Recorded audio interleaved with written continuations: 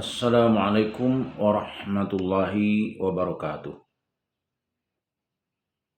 Innal hamdalillah nahmaduhu wa nasta'inuhu wa nastaghfiruh wa na'udzu billahi min shururi anfusina wa min sayyiati a'malina. May yahdihillahu fala mudhillalah wa may yudlil falan tajida lahu waliyyan mursyida. Asyhadu an la ilaha illallah wa asyhadu anna Muhammadan abduhu wa rasuluhu la nabiyya ba'd.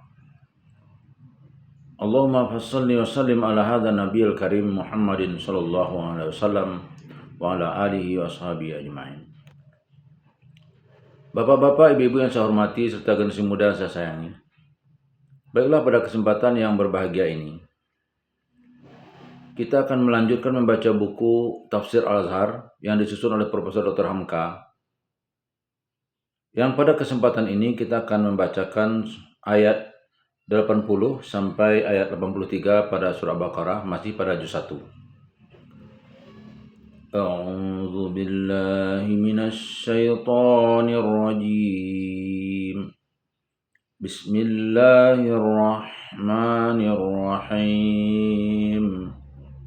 Wa qalu lan tamassana an-naru illa ayyaman ma'dudah. Qul attakhastum 'indallahi ahdan falan yukhlifallahu 'ahdah am taquluna 'alallahi ma la ta'lamun. Bala man kasaba sayyi'atan wa ahatat bihi khati'atuh faulaika ashabun nar hum fiha khalidun. Walladzina amanu wa 'amilus solihati ulaika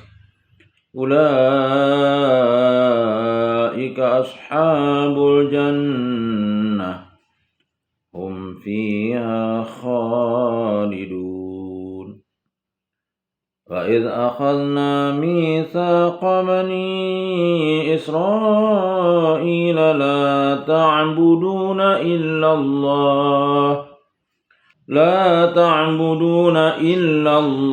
wa bil walidaini ihsanan wa dzil qurba wal yatama wal masakin wa qulu lin-nasi husnan wa aqimus salata wa atuz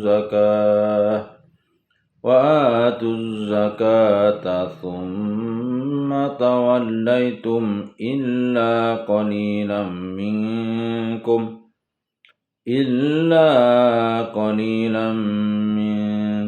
wa antum mu'ridun. Ayat 80. Dan mereka berkata, sekali-kali tidak kami akan disentuh oleh api neraka kecuali berbilang hari saja. Katakanlah, apakah kamu telah membuat janji di sisi Allah? Kalau demikian, maka tidaklah Allah akan memungkiri janjinya. Atau apakah kamu mengatakan terhadap Allah barang yang tidak kamu ketahui? 81. Tidak begitu. Barang siapa yang berusaha jahat, sedang dosanya telah meliputinya, maka mereka itu adalah penghuni neraka, mereka akan kekal di dalamnya. 82. Dan orang-orang yang beriman dan yang beramal yang soleh, mereka itu adalah penghuni surga, mereka pun akan kekal di dalamnya. Dan ingatlah tatkala kami membuat janji dengan Bani Israel, supaya jangan mereka menyembah melainkan kepada Allah, dan terhadap kedua ibu bapa hendaklah berbuat baik, dan juga kepada keluarga yang hampir, dan anak-anak yatim dan orang-orang miskin, dan hendaklah mengucapkan perkataan yang baik kepada manusia, dan dirikanlah sholat dan keluarkanlah zakat, kemudian berpaling kamu kecuali sedikit, padahal kamu tidak mempedulikan. Sekarang disingkapkan lagi salah satu penyakit kesombongan mereka. Dan mereka berkata, sekali-kali tidak kami akan disentuh oleh api neraka, melainkan berbilang hari saja. Pangkal ayat 80. Mereka merasa demikian istimewa di sisi Tuhan, kalau mereka dimasukkan ke neraka esok hanya sebentar saja. Kata yang setengah kalau dimasukkan ke neraka orang Bani Israel hanya selama 40 hari saja, yaitu selama mereka menyembah berhala anak sapi, ketika ditinggalkan oleh Nabi Musa 40 hari. Demikian riwayat yang dibawakan oleh Ibnu Jarir. Dan satu riwayat lagi dibawakan oleh Ibnu Jarir juga, dan Ibnu Ishaq, dan Ibnu Munzir, dan Ibnu Abi Hatim, dan dari Ibnu Abbas, bahwa menurut kepercayaan orang Yahudi, umur dunia kita ini adalah 7.000 tahun. Maka mana yang berdosa di antara mereka akan diazab dalam neraka sehari dalam 1.000 tahun. Menjadi hanya 7 hari saja mereka di neraka. Kemudian dikeluarkan dan dipindahkan ke surga. Menurut hadis yang diriwayatkan oleh Imam Ahmad dan Bukhari, seketika memerangi Khaybar, benteng pertahanan orang Yahudi yang terakhir, Nabi SAW menanyakan kepada mereka, siapa ahli neraka? Mereka menjawab bahwa kami hanya akan masuk neraka sebentar. Sesudah itu keluar. Inilah menurut setengah riwayat asal turunnya ayat ini. Katakanlah, apakah kamu telah membuat janji di sisi Allah? Kalau janji itu memang ada, cobalah tunjukkan bukti. Di pasal mana dalam Tauratmu ada tertulis? Atau apakah kamu mengatakan terhadap Allah barang yang tidak kamu ketahui? Ujung ayat 80. Atau itu hanya kata-kata ahbar-ahbar dan pendeta-pendeta kamu saja? Perkataan yang mereka karang-karangkan itu menyebabkan agama diperingan-ringan oleh pengikut mereka. Kalau hanya beberapa hari saja di neraka, apa salahnya kalau dibuat dosa banyak-banyak, didurhakai Allah dan dikhianati manusia? Bantahan Allah adalah keras. Tidak begitu, pangkal ayat 81. Tetapi yang sebenarnya ialah barang siapa yang berusaha jahat, sedang dosanya telah meliputinya. Orang yang usahanya selalu jahat, tidak ada lagi nilai yang baik, dan dosa telah mencengkram mereka meliputi mereka, sehingga tidak ada lagi upaya mereka melepaskan diri daripadanya. Maka mereka itu adalah penghuni neraka. Peraturan itu berlaku sekalian manusia, sebab dikatakan barang siapa, tidak peduli apakah dia mengaku Yahudi, Nasrani atau Islam, mereka akan kekal di dalamnya. Ujung ayat 81. Keadilan dan hukum ilahi berlaku buat semua orang. Di sini disebut dua hal yang menyebabkan kekal di neraka. Pertama, kejahatan sudah menjadi usaha. Kedua, kesalahan itu sudah mengepung dan meliputi diri. Tidak ada kekerasan hati lagi buat membebaskan diri dari kepungan kejahatan. Dan puncak dari segala kejahatan ialah mempersekutukan Tuhan dengan yang lain. Segala dosa pangkalnya ialah karena mempersekutukan Tuhan. Di antaranya ialah dengan mempersekutukan Tuhan dengan hawa nafsu dan dengan setan. Sebaliknya dari itu, dan orang-orang yang beriman dan beramal soleh-soleh, mereka itu adalah penghuni surga. Mereka akan kekal di dalamnya. Ayat 82. Tidak pandang apakah dia Yahudi atau Nasrani atau Islam sebagaimana telah diterangkan pada ayat 62 yang lalu. Dapatkah agaknya kita kaum muslimin tertegun sejenak memikirkan ayat ini? Yang sebab turunnya ialah Bani Israel di Madinah, tetapi ayatnya telah terlukis tetap di dalam Al-Quran. Siapa yang baca ayat ini sekarang? Apakah kita atau Bani Israel? Bagaimana orang yang mengaku dirinya Islam atau keturunan Islam, tetapi seluruh usaha hidupnya dipengaruhi oleh nafsu-nafsu jahat, dan dia tidak lagi dapat membebaskan diri dari kepungan dosa? Bagaimana dengan orang yang berkeyakinan apabila dia membaca Qul huwallahu ahad 1000 kali, atau membaca syahadat 10.000 kali, atau membaca surat Yasin malam Jumat, atau membaca ayat kursi seketika akan tidur dijamin pasti masuk surga? Kelak kita akan berjumpa dengan ayat 214 dari surah Al-Baqarah. Ini yang berkata bahwa kamu jangan mengira-ngira mudah saja masuk ke dalam surga, sebelum kamu sanggup menderita sebagai yang diderita oleh orang-orang yang dahulu-dahulu, ditimpa oleh berbagai kesulitan, kesukaran, kemelaratan, dan sampai digoncangkan oleh berbagai cobaan. Sehingga Rasul dan orang-orang yang beriman saking hebatnya goncang itu sampai mengeluh memohon kepada Tuhan mana pertolongan yang telah dijanjikan.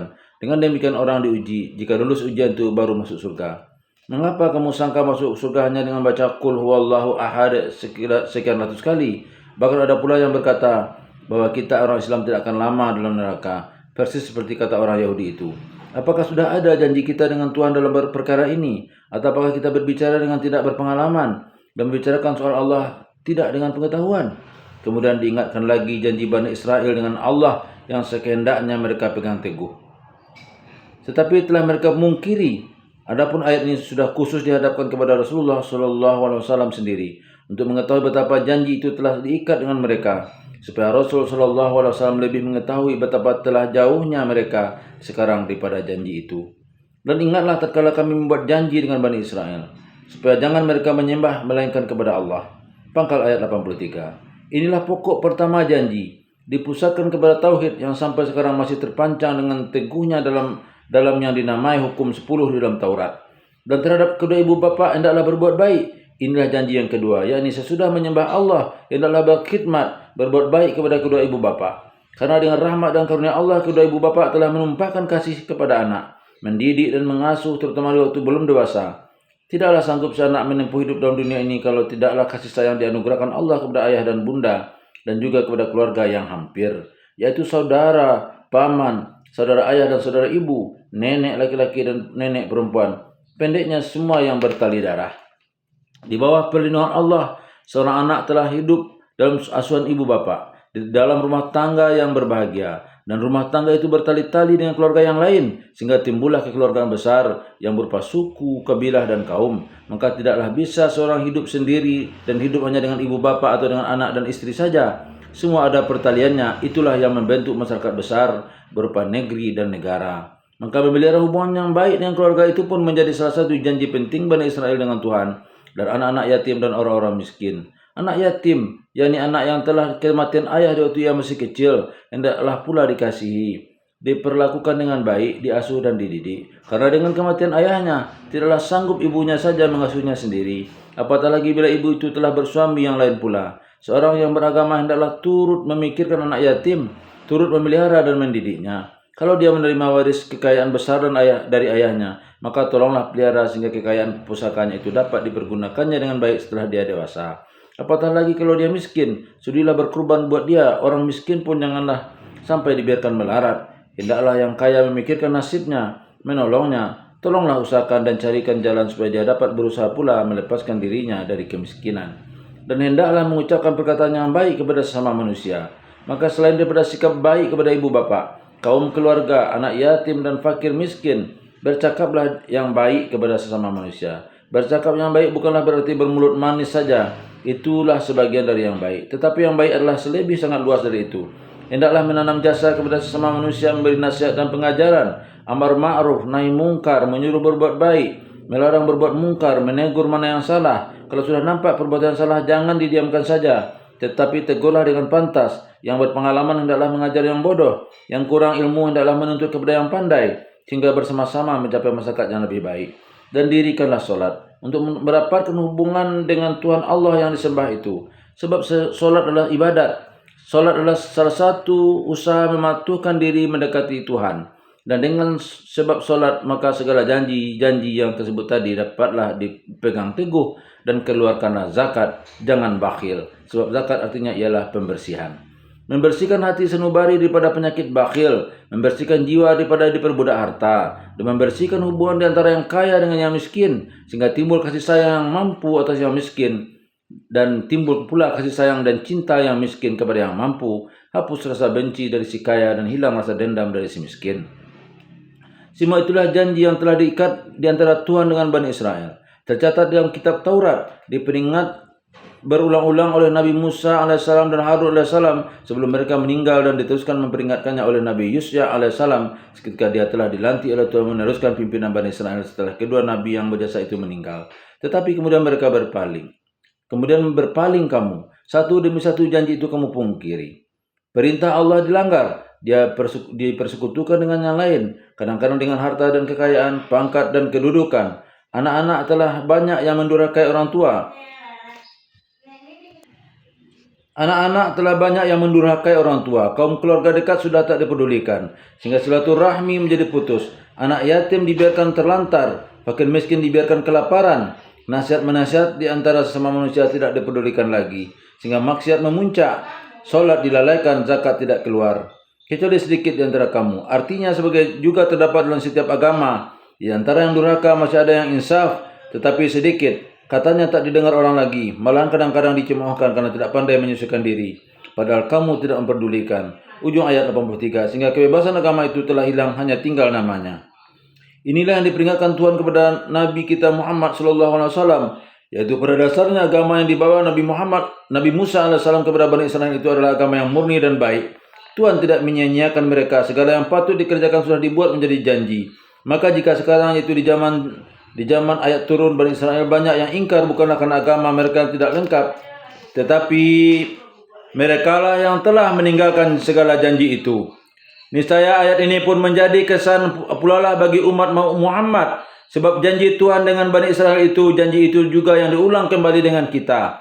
Intisari agama Islam pun adalah itu, menyembah Allah yang tunggal, menghormati ibu bapa, membela keluarga, membela anak-anak yatim dan fakir miskin, bersikap baik kepada semua manusia, solat dan berzakat. Dapatlah kiranya kita membanding-banding dengan hidup kita sendiri. Sudahkah agaknya peringatan Tuhan tentang Bani Israel ini patut dijadikan peringatan bagi kita? Apakah bukan kita telah berpaling dan hanya tinggal sedikit yang setia memegang janji? Mari kita camkan supaya jangan seenaknya saja membawanya untuk Bani Israel, padahal ayatnya tinggal menjadi pusaka pedoman hidup kita. Billahi taufiq wal hidayah. Wassalamualaikum warahmatullahi wabarakatuh.